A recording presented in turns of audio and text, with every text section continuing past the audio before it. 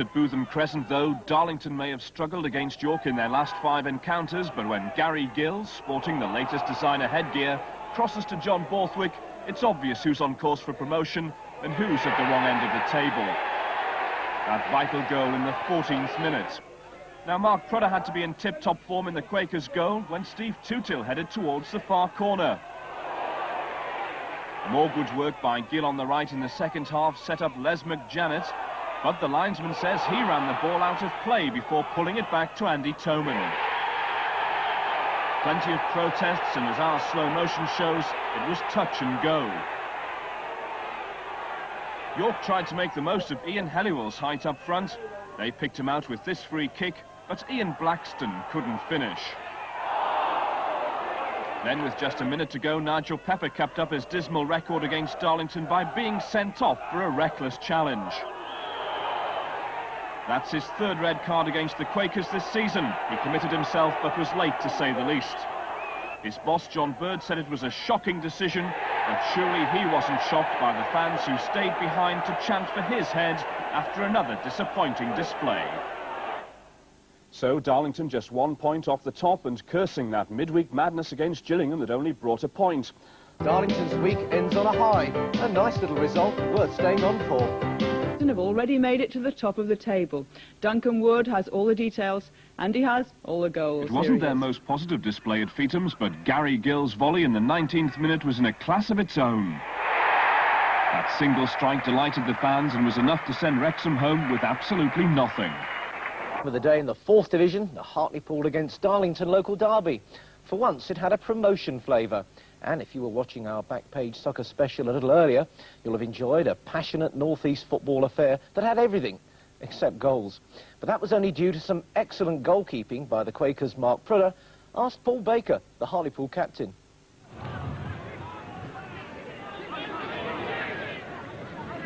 Dobbs again. And a bad run this. Baker, great save there by Prudder. And what a good run it was from Paul Baker. It's an amazing effort there from Baker. That was a shot out of nothing. Paul Baker scored some classic overhead goals. Baker's on the far post, but it didn't reach him. Not this time. Baker, and Prudder was struggling again. And somehow Prudder managed to kick that one out, but Baker really fancies the difficult ones. Gray with the corner kick then. Fired in again and off the line by McKinnon that time, I think, and it was from Michael Trotter who had the... In its top man in Division 4 as the Quakers push for promotion a year after returning to the league. Congratulations all round. In the 4th division, the battle at the top is really hotting up. This John Borthwick header helping leaders Darlington to a 2-0 win at Carlisle. While at Bellevue... We're off to a winning start with the news that Brian Little had won the Barclays Manager of the Month award for the 4th division. But the champagne nearly went flat before it was even opened, with promotion rivals Stockport close to taking the sparkle out of top-of-the-table Quakers. Darlington started off against Stockport in champagne style. Phil Lineker close to rounding off an impressive 5th-minute move. Steve Mardenborough was the man most likely to open up promotion rivals County, but Lineker and Andy Toman between them couldn't make the right connection here. Even when skipper Kevin Smith strode forward to bisect the defence, Lineker again couldn't find the sort of finish that keeps managers in bubbly. In the second half, Mardenborough kept up his determined effort to break the deadlock. Les McJanet set up the perfect ball. The number 7's confident strike the wrong side. Mardenborough's pace was looking a match winner. Again, he's away from defenders. The keeper, David Redfern, was just quick enough. But Mardenborough was to get his reward. 65 minutes gone, and it's 3rd time lucky. A really sharp finish, a vital goal, and Stevie Wonder has got them rocking at last. County's only response was well out of order. Giant Alan Finley goes up, and Jim Willis goes down. Once furious teammates had been dragged away, the referee gave his own verdict, guilty. But February's man was happy with the start he needed for a gruelling march. We've got, starting with Stockport today, out of our 8 games, we're playing 6 sides who must consider themselves as promotion candidates. So that's put a lot of pressure on each game, and I'm sure each team we'll be delighted to get something out of each game as it comes along. So we've got a lot of hard, scrappy games, I'm sure, for the rest of March. Darlington Football Club has been saved from a cash crisis at the 11th hour. 3 directors resigned from the board last night after they were asked to put thousands of pounds into the club. But a new recruit has already been found, and he's backing the Quakers, who are now 8 points clear at the top of the 4th Division. Businessman John Brockbank is the man who's come to the rescue to make sure the club doesn't struggle off the pitch while it's going all out to win the 4th Division title. He was beside Chairman Richard Corden today, just hours after the shock resignations were revealed. Brian Hadley, who runs his own engineering firm, importer Alan Moore, whose father is president of the club, and Derek Mason, the commercial director, all decided to go after the cash flow problem became apparent. What each one said to me was that due to the Gulf War finishing, that their business is going to have spin-offs. And they found it that they should resign. The team is still going from strength to strength. Last night against Walsall, they tightened their grip at the top of the table with this second-half goal by Mick Tate. But the price of success may still cause the club problems in the promotion race. We knew we could go as far as we could. Maybe not as fast, but the team is really going quick, and we've got to try and keep up with it, and change is inevitable, really. Slipped up for the first time in 10 games. All the action at Torquay came in the second half, and twice it needed a second take. Informed keeper Mark Prudder pulled out this brilliant stop from Paul Holmes, but the danger wasn't over. It really is when veteran goalscorer Tommy Tynan is around. He's the first man to beat Prudder in 8 games, and it was his answer to being one of 8 Torquay players transfer listed in midweek. But within 5 minutes, Darlington were right back in it. Mick Tate's perfect pass finds John Borthwick. The upright denies him, but again it's second time lucky as Lee Ellison follows in for the equaliser. A draw would have been a good result for the table-toppers, but Tynan hadn't finished making his point. Right on the whistle, he plants the ball on the head of Mick Holmes, and Darlington have to choke on the Darlington were a goal down at third place Peterborough within 7 minutes. David Robinson on loan for Newcastle, betraying the region. But the top of the table side hit back soon after the restart. John Borthwick's first effort was blocked, but David Cook followed up to level. The Quakers looked on course for a magnificent result 8 minutes later. Defender Kevin Smith playing the captain's role. But his joy was short-lived. On the hour, David Riley's deflection made it 2-2, but a more than acceptable away point for Brian Little. Back soon. Now, being top of the 4th Division does have its disadvantages, as Darlington have found out over the last fortnight. They've had to play most of the chasing pack recently, and it hasn't been easy. Doncaster weren't a pushover yesterday, but at least the day started on a high note. That is business centre manager. Brian Little, the boss in the tracksuit, picked up his first ever Manager of the Month award for a fabulous February. But this is the middle of March, and the chances just aren't going in, as Jim Willis found out. In fact, Darlington hardly managed another shot all day. They were almost caught out when Mick Tate got into trouble, and Kevin Noteman hit a fierce shot, which keeper Mark Prudder blocked. Doncaster's striker John Muir picked up the rebound, and this time Prudder held on to it. The Yorkshireman went ahead when Brendan Ormsby's header was diverted into his own net by Quaker skipper Kevin Smith. Joy for the Doncaster fans, and they could have been celebrating all 3 points. Big Billy Whitehurst set up Muir, but Prudder stood his ground to make another save, and again pick up the pieces. Notice his natty jersey. A dedicated follower of fashion is Prud. Now the Darlington equaliser had more than an element of luck about it. Andy Toman crossed, and surely it's too close to the keeper. But Paul Crichton appeared to have an eye on Willis and Borthwick, and the ball escapes him. 1-1 the final score. And league leaders Darlington to further their cause, but they didn't have everything their own way. Here's Duncan Wood. Darlington skipper Kevin Smith got an own goal at the weekend. Last night he got one at the right end against Blackpool. But the Quakers had to hang on for the rest of the match. Keeper Mark Prudder made another brilliant save to deny Phil Horner. But he didn't stand much chance with the equaliser. Carl Richards knocks it back in for Poole, and the luckless Jim Willis heads it into his own net to make the final score 1-1 and make the trip back to Blackpool more... 1-0 again. And Darlington seemed poised to return to the 3rd Division after 4 years after leaving it and dropping eventually into the Vauxhall Conference. The Brian Little's side have maintained their lead at the top despite some tricky fixtures lately. One of these was against Blackpool on Tuesday. Our man Clive Tilsley was there. History casts Darlington as a railway town. Most of its visitors never even set foot on its station platform, continuing their intercity journeys to Edinburgh or London instead. When Brian Little stopped off at Darlington Football Club 2 years ago, they were heading for the Vauxhall Conference.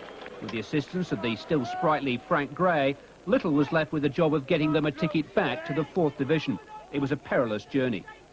Life in the 4th Division for us has certainly been a bit more relaxed, I should say. You know, we thought very much of still being a league club while we were in the conference. Everybody wanted to beat us, everyone wanted to do well. We watched teams and their preparation before our game, and we even got the feeling that they were saving themselves a little bit to play against us. You know, the week before we'd watched them and the game was, we felt a fair bit slower than the game that we actually played them. So I think they were really G'd up, wanting to do very well against us.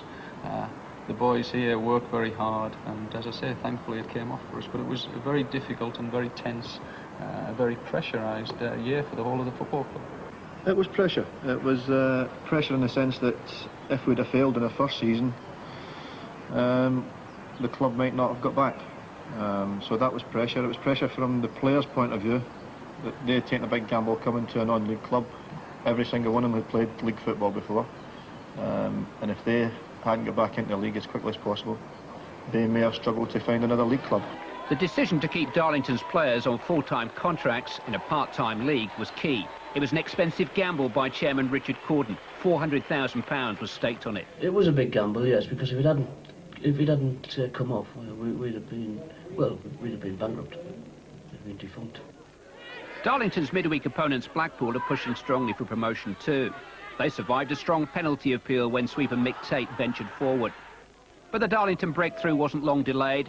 Number 5, skipper Kevin Smith, standing his ground in the crowded goalmouth to convert the corner after 27 minutes. But as the night wore on, so did Blackpool's influence on it. Just before half-time, they were denied an equaliser by a remarkable save from Mark Prudo. Phil Horner is victim. Darlington's recovery has not gone unnoticed. Brian Little turned down an approach from Birmingham City earlier this season.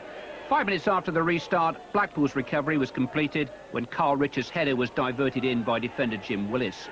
Lost points, but Brian Little's commitment to a winning Darlington future remains unshaken. Our immediate aim is to try and go into the 3rd Division, and then obviously it's time to sit down and try and create the right sort of financial backing to take the club into the 2nd Division. But to go from the 3rd Division to the 2nd Division, I think will cost the club a fair amount of money, and then obviously once again we'll test certainly my managerial talents and Frank's expertise in helping him along the way. So yeah, we'll hopefully go higher, possibly not to the 1st Division, but I think the chairman and vice chairman wouldn't thank me for saying that.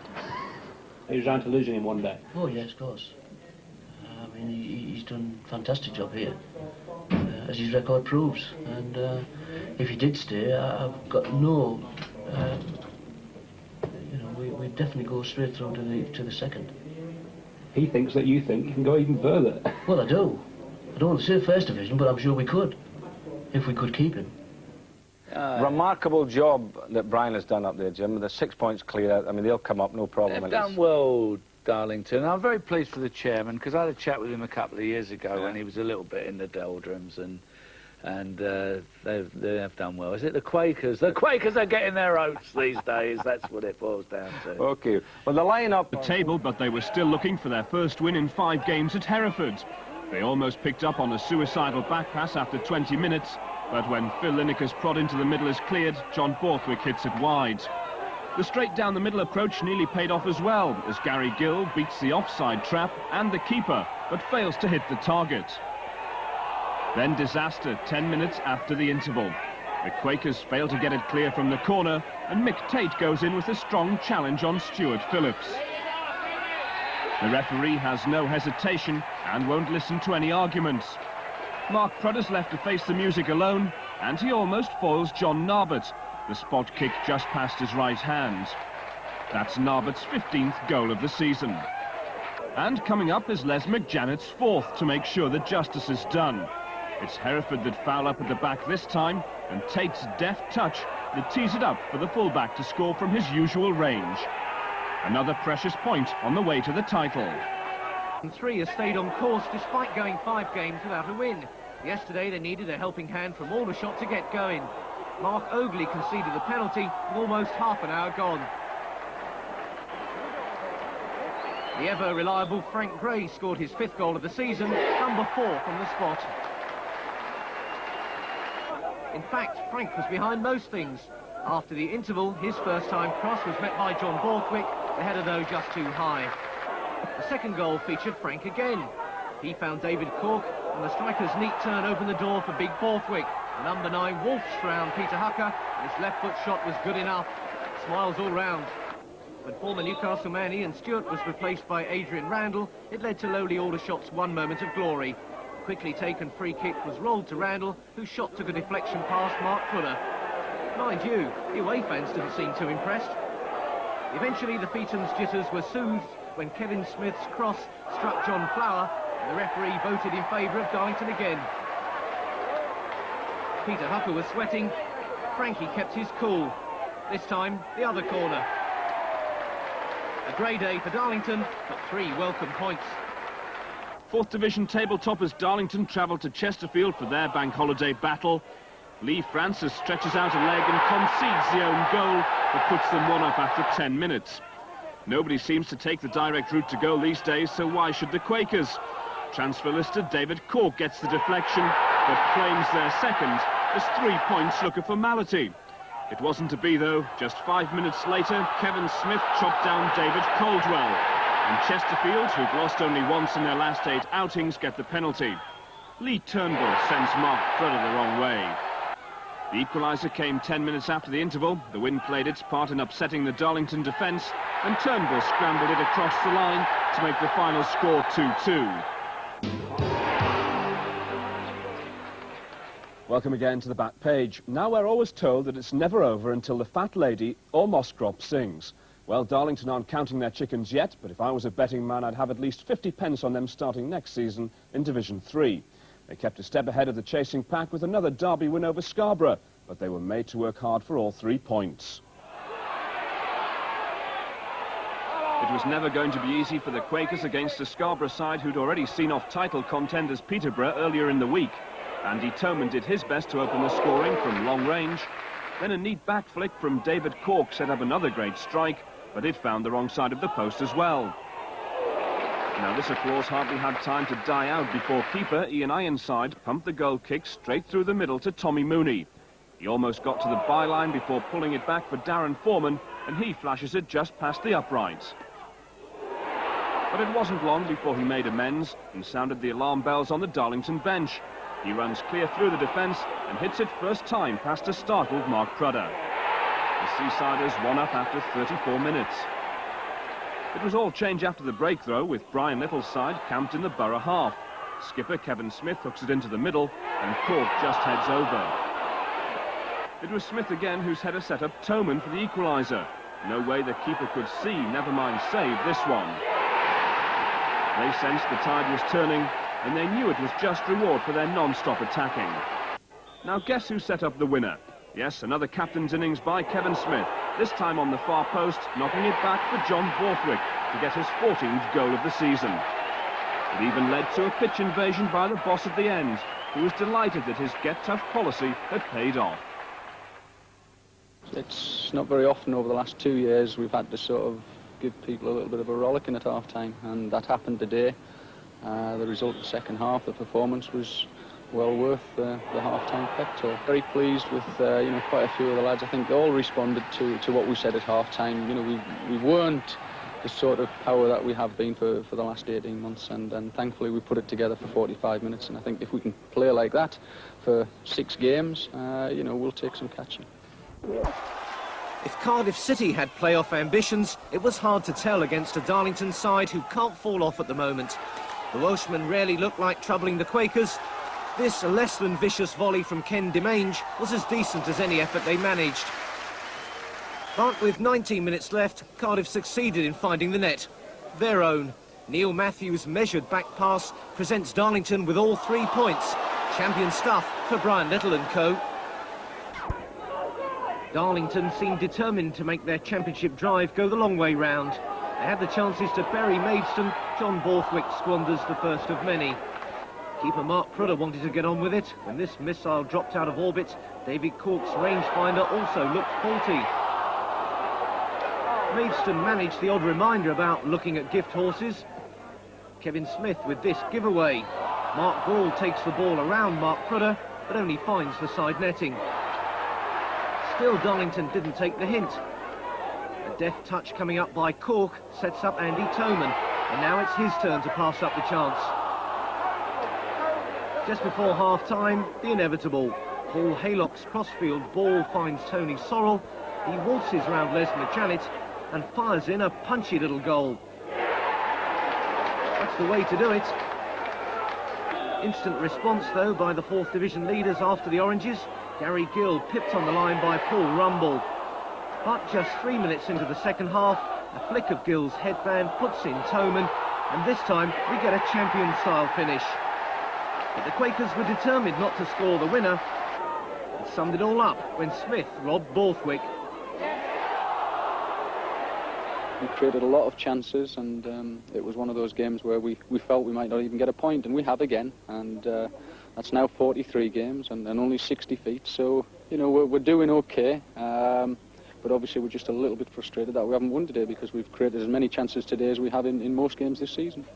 Darlington and Hartlepool away to rivals with similar 3rd Division ambitions.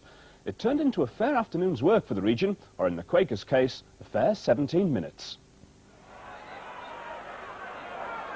This was the kind of devastating display that had disappeared from Darlington's repertoire. John Borthwick heads them in front after David Cork's looping cross. If that was impressive, take a look at this. Andy Toman gives Les McJanet one to chase. He hits it first time, and so does Mitch Cook. An absolute belter from the Lone Star.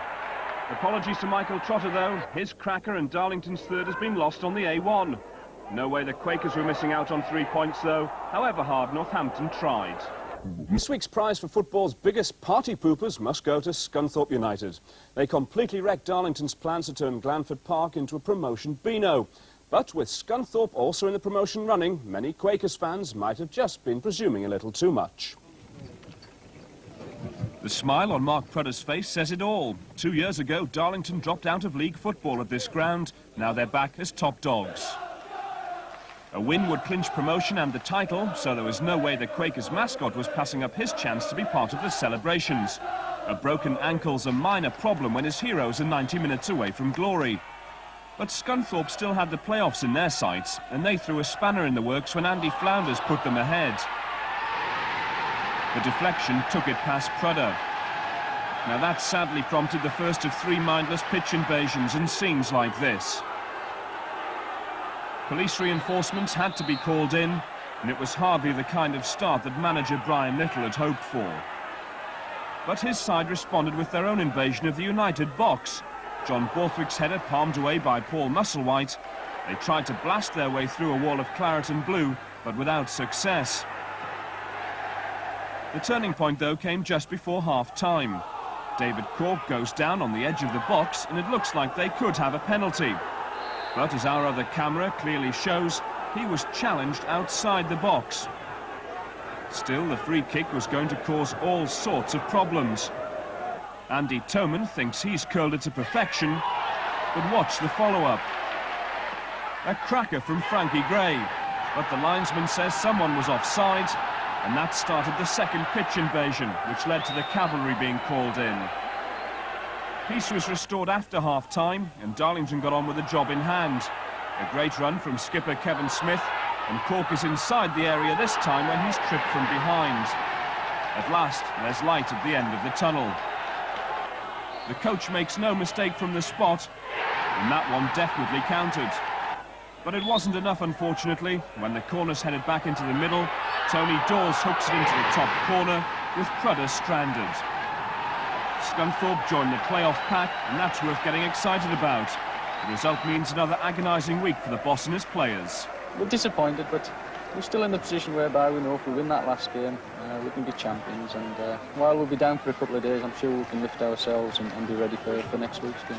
I suppose it's like anything, it's psychological, isn't it? Had we lost last week and won today, everybody would have been really looking forward to next Saturday. But and that's the sort of thing I've got to get over to the players, that we are still top of the league, and if we do win a game next week, nobody can catch us. And I'm sure we'll get through them, but it'll take 1 or 2 days just to get this out of the system. Well, Darlington better